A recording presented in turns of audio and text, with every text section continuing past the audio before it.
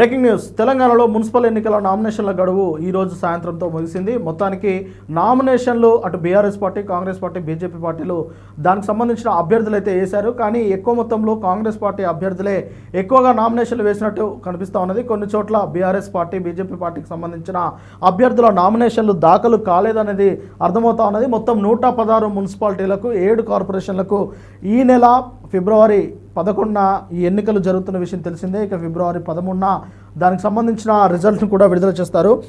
మొత్తం మీద తెలంగాణ రాష్ట్రంలో మున్సిపల్ ఎన్నికల నామినేషన్ల ప్రక్రియ ఈరోజు సాయంత్రంతో ముగిసింది. రాష్ట్ర వ్యాప్తంగా అభ్యర్థులు తమ నామినేషన్లను రిటర్నింగ్ అధికారుల వద్ద సమర్పించారు. సాయంత్రం 5 గంటల వరకు కార్యాలయంలో ఉన్న అభ్యర్థుల నామినేషన్లను అధికారులు స్వీకరించారు. రేపు నామినేషన్ల పరిశీలన జరుగుతుంది. ఈ సందర్భంగా నామినేషన్ రిజెక్ట్ అయిన అభ్యర్థులకు రాష్ట్ర ఎన్నికల సంఘం అప్పీల్ చేసుకునే అవకాశం కల్పించింది. ఫిబ్రవరి 1న రిజెక్ట్పై అప్పీల్ చేసుకున్న అభ్యర్థులు కేసులను ఫిబ్రవరి 2న అధికారులు పరిశీలించనున్నారు. ఫిబ్రవరి 3వ తేదీ నాటికి ఉపసంహరణ ప్రక్రియ పూర్తవుతుంది.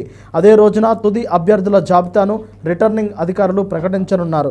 దీంతో ఎన్నికల పోరాటంలో నిలిచే అభ్యర్థుల తుది జాబితా స్పష్టత వస్తుంది.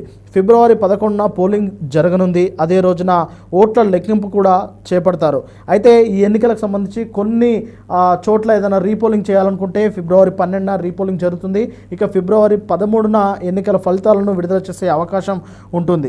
మొత్తానికి ఎన్నికల గడువు అనేది ముగిసింది. ఇక అభ్యర్థుల తుది జాబితా విడుదలైన తర్వాత ఇక హోరీ పోటీ మొదలయ్యే అవకాశం కనిపిస్తూ ఉన్నది. 116 మున్సిపాలిటీలు, 7 కార్పొరేషన్లో ఈ ఎన్నికల ప్రక్రియ కొనసాగుతూ ఉన్నది. అయితే కొన్ని చోట్ల బీఆర్ఎస్ కన్నా కాంగ్రెస్ ఎక్కువగా నామినేషన్లు దాఖలైనట్టు తెలుస్తూ ఉన్నది. కొన్ని చోట్ల బీఆర్ఎస్, బీజేపీకి నామినేషన్లు దక్కలేదనేది అర్థమవుతా ఉన్నది.